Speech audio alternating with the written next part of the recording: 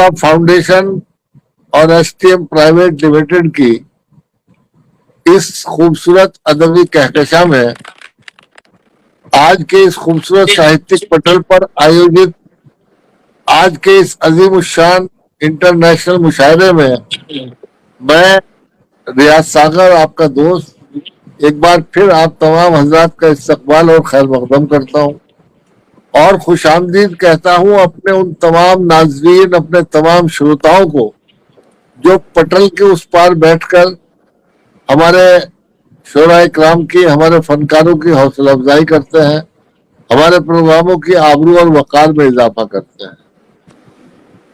आज के इस प्रोग्राम में जो फनकार हमारे साथ शरीक हैं, मुशायरे की सदारत करेंगे हमारे मुशायरों के बहुत ही मकबूल तरीन शायर, उर्दू अदब की बहुत बड़ी शख्सियत जो गुज़िश्ता तकरीबन आधी सदी से आसमान शेर व अदब पर एक रोशन सितारे की तरह जगमगा रहे हैं, डॉक्टर सागर त्रिपाठी साहब। हम उनका इस्तकबाल करते हैं। आज के मेहमान खुसूसी हैं ओमान की खूबसूरत राजधानी मस्कत से ऑनलाइन तशरीफ फरमा, पैकर खुलूस, पैकर मोहब्बत, बहुत ही अजीम शायर और बहुत अच्छे दोस्त, एक ऐसी शख्सियत जिसने मस्कत जैसे खूबसूरत शहर में उर्दू जबान व अदब, उर्दू शायरी और हमारी गंगा जमनी तहजीब के खुशनुमा फूलों से सजाकर वहाँ इंडियन कम्युनिटी के तमाम लोगों को इकट्ठा करके इंडियन सोशल क्लब बनाया है और मस्कत को एक मिनी हिंदुस्तान बना दिया है। ऐसी शख्सियत आज हमारे बीच में हमारे खुसूसी के तौर पर मौजूद है। हम उनका इस्तकबाल और खैर मकदम करते हैं। खूबसूरत फिक्र एहसास की शायरा मोहतरमा मंतशा, मोनिका मंतशा साहिबा, उत्तराखंड की राजधानी देहरादून से खूबसूरत वादियों से हमारे दरमियान तशरीफ फरमा है। हम उनका भी इस्तकबाल करते हैं। जर्मनी से हमारी मुख्य विशिष्ट अतिथि, स्पेशल गेस्ट अभी डॉक्टर योजना जैन साहिबा आने वाली हैं और रिकदा गुलिस्तान उर्दू का एक शगुफ्ता फूल जो आज इस मुशायरे में पहली बार शरीक हो रही है, लेकिन आकाशवाणी, दूरदर्शन और मुशायरों के जरिए पूरे हिंदुस्तान में बहुत तेजी के साथ उन्होंने शोहरत हासिल की है। हम उनका भी इस्तकबाल करते हैं। साथ ही हम मुबारकबाद पेश करते हैं राब्ता फाउंडेशन के फाउंडर शिवम जहाजी, रिंकी सोनी जी और उन तमाम अरकान को जिन्होंने आज की खूबसूरत महफिल के गुलदस्ते को इन खुशनुमा फूलों से सजाया है। और सबसे बड़ी बात यह है कि आज की ये महफिल उस अजीम और बावकार शख्सियत की बावकार यादों के नाम उनको खराज अकीदत पेश करने के लिए उन्होंने तरतीब दी है, जो अभी 2-3 दिन पहले हमारे ऐवान अदब को सुना करके चले गए। आज जब राब्ता फाउंडेशन के ज़ेर एहतमाम हम ये मुशायरा मुनक़िद कर रहे हैं, हमारे दिल बहुत सोगवार हैं। अभी तक हम उस सदमे से उबर नहीं पाए हैं, तो शेर व शायरी हम क्या करेंगे कि हमारे उर्दू अदब की एक ऐसी अजीम और बाकमाल शख्सियत जिसे जदीद उर्दू गजल का बानी कहा जाता है, एक ऐसी अहद साज शख्सियत जिसे उर्दू का एक मुकम्मल अहद कहा जा सकता है, शहनशाह अक़लीम गजल, हमारे मुशायरों की आबरू, उर्दू गजल का वकार, डॉक्टर बशीर बद्र साहब इस दारे फानी से रुखसत हो गए।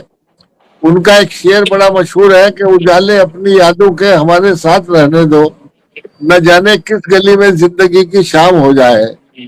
तो हम भी ये सोच के दिल बहला लेते हैं कि सूरज, ये कुदरत का कानून है कि सूरज चाहे कितनी ही बुलंदी पर क्यों ना हो, चाहे वो कितनी ही रोशनी क्यों ना बखेर रहा हो, लेकिन शाम के वक्त उसको एक दिन उसी दिन गुरूब होना है।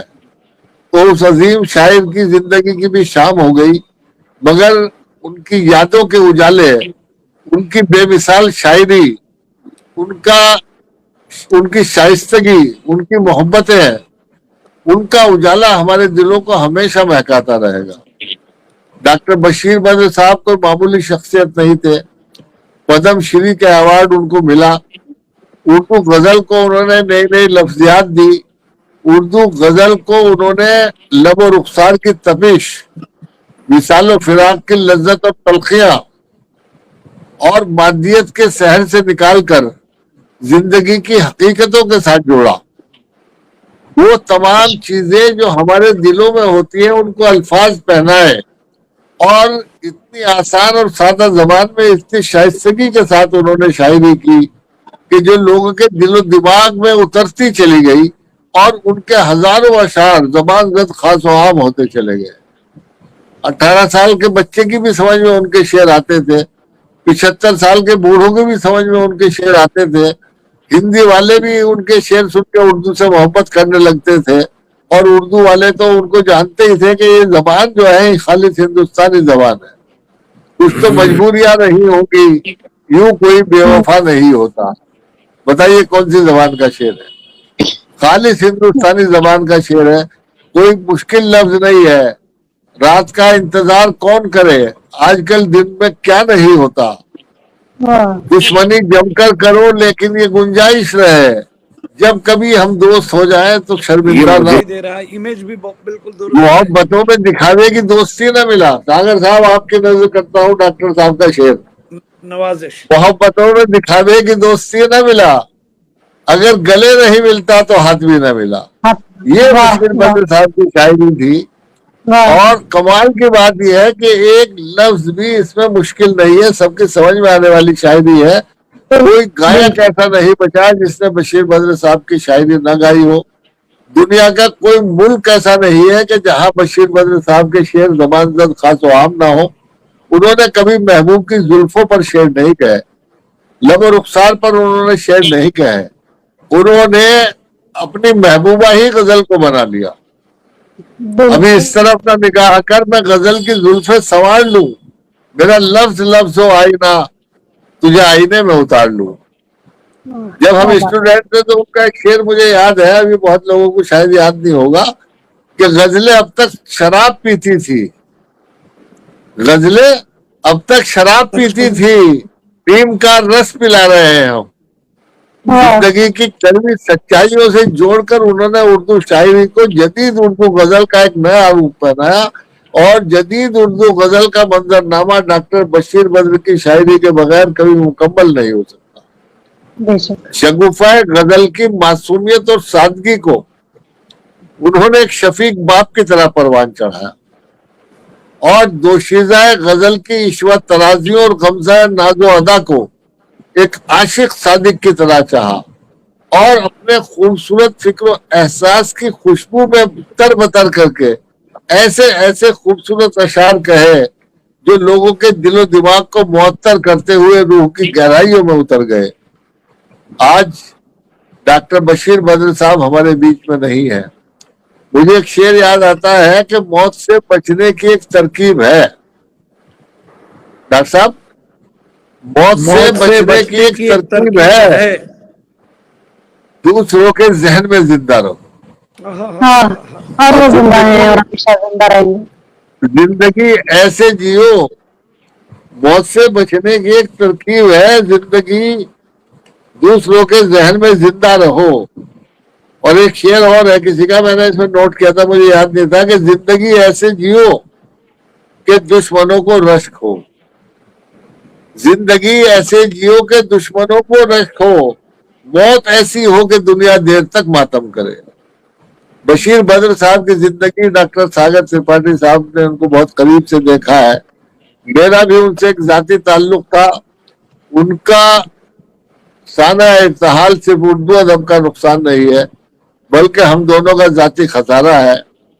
1985 میں جب ڈاکٹر صاحب میں ایم اردو کر رہا تھا تو انہوں نے بڑی میری رہنمائی کی، میرے شعروں پر وہ داد بھی دیتے تھے، حوصلہ افزائی بھی کرتے تھے، اور جب میں کبھی نظامت کرتا تھا مجھے آج بھی ایسا محسوس ہو رہا ہے کہ ان کا شفقت بھرا ہاتھ اب بھی میری کمر پہ رکھا ہوا ہے۔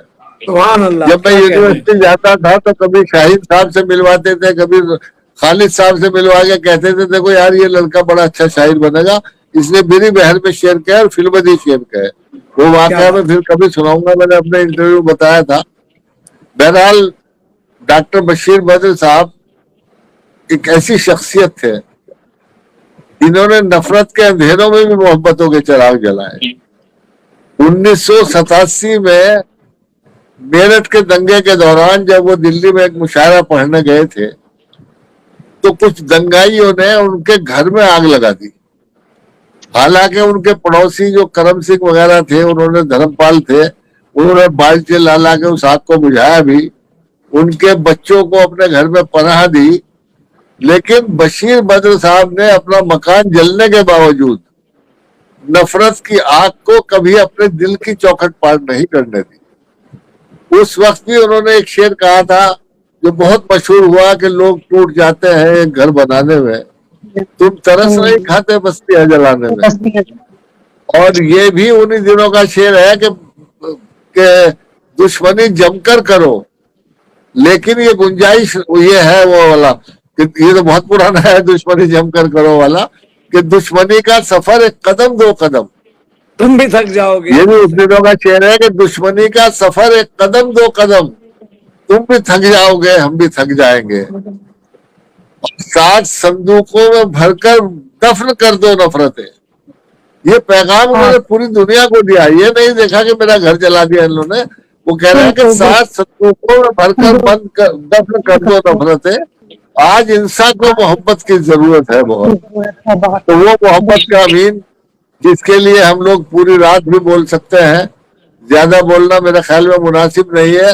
हम आज राब्ता फाउंडेशन की जानिब से उनको खराज अकीदत पेश करते हैं, तमाम शोरा इकराम की जानिब से और अपने तमाम श्रोताओं की जानिब से। पूरी दुनिया आज उनका गम मना रही है, पूरी दुनिया में उनके चाहने वाले रंजीदा हैं, और उन्हीं चाहने वालों में हमारे सदर मोहतरम डॉक्टर सागर त्रिपाठी साहब भी हैं, जिन्होंने उनके साथ एक लंबा वक्त गुजारा, सैकड़ों स्टेज उनके साथ शेयर किए होंगे। तो मैं ये चाहूंगा कि डॉक्टर सागर त्रिपाठी भी अपनी तरफ से उनको खराज अकीदत पेश करें। अस्सलाम वालेकुम तमाम हाजरीन नाजरीन और राबता संस्था को सबसे पहले शुक्रिया अदा इसलिए करना चाहूँगा कि डॉक्टर साहब का अदब के ऊपर इतना बड़ा रुतबा था, उनकी पैठ ऐसी थी कि कमोबेश, और मेरी ये खुशबख्ती कहें कि मैं उन्हें और डॉक्टर वसीम बरेलवी साहब, प्रोफेसर वसीम बरेलवी साहब को 1969 से जानता हूँ। 1969 में वो प्रयाग में एक मुशायरे के सिलसिले में आए थे।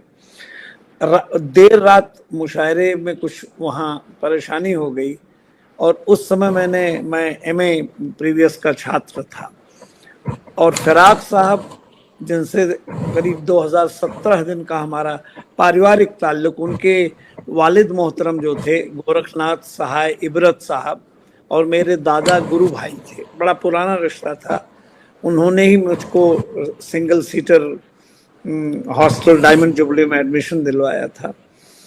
तो इतनी पुरानी हमारी उनकी, मैं उन्हें दोस्त तो नहीं कह सकता, मुझसे करीब कमोबेश 16, 17, 18 साल बड़े थे, लेकिन एक चीज कमाल की थी उनमें, इतना बड़ा उनको बैनुल अक़वामी सतह पर इतनी मकबूल शख्सियत, ऐसा मकबूल शायर, ऐसा अदीब जिसको सुनने के लिए मैंने पाकिस्तान का वो मंजर भी देखा था। क्वेटा गए थे, बहुत साथ चले गए क्या? नहीं, सब लोग हैं कि वहां पे 10-10 हजार लोग रात में 3 बजे तक बैठे रहते कि डॉक्टर साहब सुनाएंगे। तो और मेरी जिंदगी का इसलिए भी वो बड़ा हिस्सा रहे हैं कि कुछ जीवन के 7वें 8वें दशक में कुछ ऐसे हालात पैदा हो गए कि भाभी साहिबा ने मुझे टेलीफोन करके उनको मुंबई भेजा। तो वो करीब हमारे यहाँ एक समुंदर के उस पे एक घर है इत्तेफाक से, जहाँ आज मैं बैठा हुआ हूँ, और ये हुस्न इत्तेफाक कह सकते हैं कि वो करीब 1-1.25 महीने तक थे। लेकिन मानसिक उलझनों में, इसका जिक्र मैंने 1-2 बार और किया है कि उन्होंने وہ اپنا غصہ بھی اپنے اوپر ہی نکالتے تھے. اکثر ہوتا تھا کہ روز صبح ان کا تکیہ ایک دم ایک ریزہ ریزہ پھٹا ہوا، سارے روئی اس سے نکل کے چاروں طرف، اور ہم نے نوکروں سے کہہ رکھا تھا کہ ڈاکٹر صاحب کو کچھ بولیے مت، جو وہ کرتے ہیں انہیں کرنے دیجیے. ایک خوشنما قصہ بتائیں. ایک ہمارا گھر 7 بنگلے پہ ہے، جہاں اس زمانے میں قریب 500 سے زائد نشستیں ہوئی تھی. تو جگجیت سنگھ کے پروگرام میں آئے تو بجائے اس کے ان کے ہاں رکنے کے ہمارے گھر پہ وہاں بہت کمفرٹیبل رہتے تھے. 2 قصے ایک ہی دن میں ہوئے. وہاں سے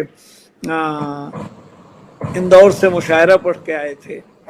رات میں کھانا وانا کھا کر کے آئس کریم کا بڑا شوق تھا، تو جس کو ہم لوگوں کو اگر غزلیں زیادہ سننی ہوتی تھی تو ان سے ایک کپ میں اچھی سی آئس کریم دے دیجئے تو ایک غزل ترنت سنا دیتے تھے. تو بات چیت کرتے کرتے سو گئے وہ. تو ہم لوگ ان کے کمرے سے ہٹ کے چلے آئے. میری سالی نے دیکھا کہ ڈاکٹر صاحب کے اوپر چشمہ لگا ہوا، تو گئی اور دھیرے سے چشمہ اتار رہی تھی کہ انہوں نے آنکھیں، اور ماشاءاللہ بڑی بڑی آنکھیں تھی بھی. تو جب ان کو اتارے تو انہوں نے کہا بابا آپ چشمہ لگا کے سو گئے تھے اس لیے. تو بولتے ہیں بیٹے اس سے خواب جو ہیں نا بہت اچھے دکھتے ہیں. تو یہ ان کی سہج ہنسی کا کارن تھا. اور بہت اچھی دوستی تو نہیں ہم کہہ سکتے ہمارے اگرج تھے، لیکن فراق صاحب کے یہاں رہتے رہتے کئی بار ملنا یہاں رہے. میں زیادہ وقت تو نہیں لوں گا، لیکن میں ایک چیز کہہ سکتا ہوں کہ پچھلے 100 سال میں وہ 5 شاعر جنہوں نے اپنی امٹ چھاپ اردو ادب پر چھوڑی ہے اور مشاعروں میں کبھی اپنے وقار کو ذرا سا بھی کم نہیں ہونے دیا ہے. ان کے کسی شعر میں اಶ್لیلتا نہیں ہے. ان کے شعر کا قد ہمالیہ کی چوٹی کے برابر سدا ہی رہا ہے. ان 5 لوگوں میں ایک نام سب سے پہلے ڈاکٹر بشیر بدر صاحب کو چن لینا پڑے گا. باقی آپ طے کر لیں، 4 چاہے جس کو رکھ لیں. زیادہ وقت نہیں لیتا ہوں. بڑی باوقار محفل سجی ہے. رابطہ فاؤنڈیشن کو بہت سارا ہم اپنی طرف سے بڑی ساری مبارکباد دیتے ہیں، شکریہ ان کا ادا کرتے ہیں. اور یہ بھی ہماری خوش بختی ہے کہ آج کی نظامت ایک ایسے، میں انہیں ناظم نہیں مانتا ہوں، وہ ایک بہت باوقار اردو ادب کے سرپرست ہیں، اردو زبان کے علم بردار ہیں، اور بچوں کی طرح ان میں معصومیت بھری ہے.